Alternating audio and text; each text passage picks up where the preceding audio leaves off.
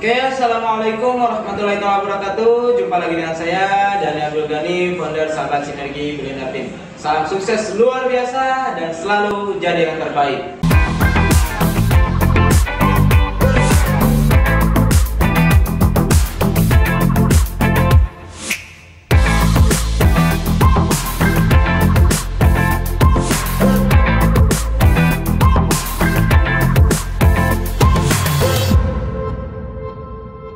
Oke teman-teman semua, kemarin kita sudah belajar tentang impian, keyakinan, tindakan, kecepatan ya.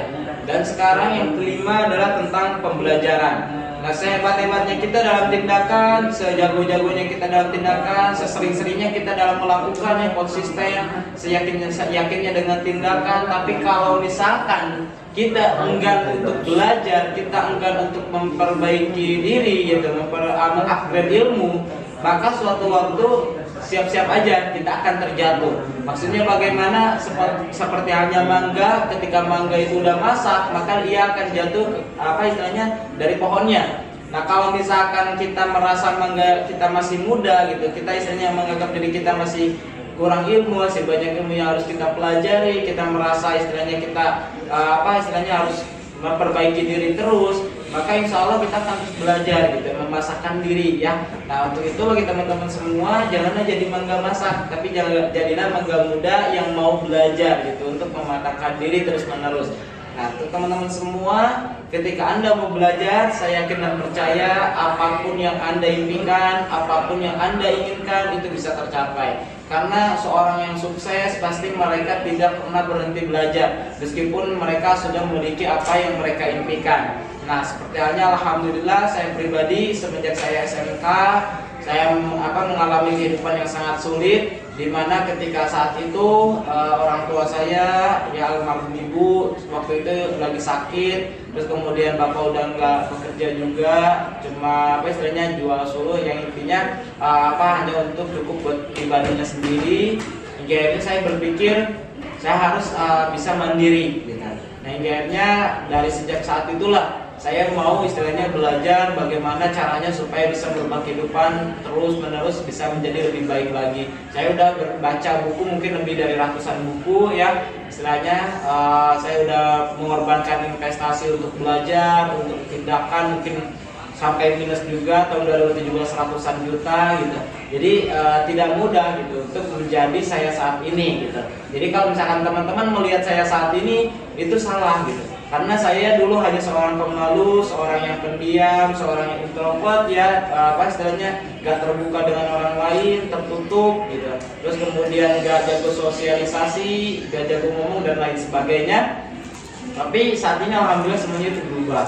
Jadi kalau misalkan masa lalu saya, kalau misalkan dibicarakan untuk sukses itu sangat nggak mungkin. Bahkan saya pribadi pun berpikir saya yang penting nanti setelah lulus sekolah saya kerja, terus kemudian saya dapat gaji gitu. Saya yang penting bisa membantu orang tua. Nggak perlulah mewah-mewah, nggak perlulah punya mobil, nggak perlulah istilahnya berpikir terlalu besar dan lain sebagainya. Namun setelah saya istilahnya ternyata tahu tentang kehidupan, saya belajar dan saya terus belajar, dan apa yang terjadi semua itu bisa berubah gitu. Ternyata hak sukses itu hak semua orang. Jadi Anda juga memiliki hak untuk sukses. Cuma pertanyaannya, tidak semua orang memiliki istilahnya kemauan gitu untuk memperjuangkan haknya untuk sukses.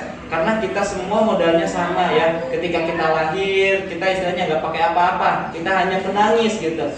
Tapi apakah kita istilahnya ketika keluar, ketika kita lahir, istilahnya kita langsung ditaksir oleh orang tua kita, ini mah bakal jadi leader network marketing, wah ini mah bakal istilahnya sukses, wah ini mah bakal jadi dokter dan sebagainya. Enggak mungkin bisa ditaksir, karena istilahnya tergantung kita juga gitu ya. Jadi untuk teman-teman semua, sukses itu adalah pilihan Anda. Ketika Anda memilih sukses, pasti Anda harus mau berjuang. Nah, terutama dengan belajar. Anda harus mau belajar. Ketika Anda gagal, bukannya trauma, tapi harusnya belajar. Kenapa? Karena dari situ ada pembelajaran, Anda sudah untung gitu, daripada dari mereka yang tidak pernah berani mencoba. Nah, saya pribadi ketika saya minus sampai ratusan juta, saya justru bersyukur, saya alhamdulillah. Kenapa? Karena saya ngalamin itu. Mungkin kalau misalkan orang lain ya istilahnya udah mengalami mungkin ada yang lebih dari saya, mungkin sampai miliaran dan sebagainya gitu. Tapi yang saat itu saya berpikir, wah alhamdulillah nih saya ngalamin ini gitu.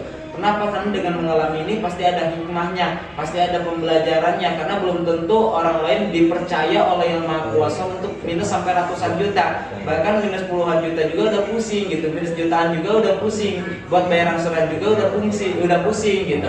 Nah saya pribadi sampai ratusan juta. Nah di situ saya bersyukur. Jadi untuk teman-teman semua, bersyukurlah dengan apa yang telah terjadi, terus kemudian belajar dari apa yang salah gitu. Saya waktu itu minus ratusan juta karena kesalahan saya sendiri. Saya nggak punya pengalaman di bisnis, tapi saya nekat orangnya gitu. Saya mau mencoba, tapi ternyata karena saya mau mencoba terus menerus, akhirnya apa? Saya menemukan peluang bisnis eco racing yang akhirnya bisa berubah kehidupan saya. Nah mungkin ini adalah jawaban juga untuk Anda. Eco racing ini adalah jawaban untuk Anda bisa sukses, bisa merubah kehidupan. Yang terpenting apa? Anda jangan pernah menyerah, jangan mau mengeluh gitu, jangan mau istilahnya menyerahkan diri Anda ke nasib. Nah yakin karena Allah akan merubah nasib kita ketika kita mau merubahnya. Oke, untuk itu bagi teman-teman semua yang melihat video ini, jadi jangan hanya sekedar impian, jangan hanya sekedar istilahnya tindakan, jangan hanya sekedar kecepatan, jangan hanya sekedar keyakinan, tapi dasari juga dengan pembelajaran, dasari juga dengan ilmunya. Karena istilahnya ilmu itu penting gitu. Karena ilmulah yang akan mengangkat derajat kita. Tapi ilmu tanpa tindakan juga bohong, ilmu tanpa keyakinan juga bohong gitu. Banyak orang yang tahu tentang ilmu sedekah, tapi mereka tidak meyakininya tentang sedekah tersebut. Akhirnya akhirnya takut nih ketika misalkan kita punya uang 100 ribunya, terus kemudian ada orang yang benar-benar membutuhkan gitu, membutuhkan sekali uang itu daripada kita. Nah mungkin kita berpikir kembali, wah sayang sekali kalau misalnya disedekahkan, nanti saya makan gimana, nanti saya kayak jadi gimana. Nah itu artinya apa? Kita belum yakin. Jadi ilmu juga penting dengan keyakinan dan juga tindakan, dan juga istilahnya kita memiliki harapan yang terbaik kepada Yang Maha Kuasa. Oke, mungkin ini istilahnya jadi sesuatu yang bermanfaat buat teman-teman semua, karena saya sendiri pun sama masih belajar juga. Apa yang istilahnya saya katakan, kalau misalkan ini gak bermanfaat buat Anda, atau misalkan Anda memiliki ilmu yang lebih, silahkan sharing dengan yang lain, karena saya niatnya untuk berbagi. Untuk itu bagi teman-teman semua yang melihat video ini, semoga ini bermanfaat. Sekian dari saya, wabillahi taufiq wal hidayah. Wassalamualaikum warahmatullahi wabarakatuh.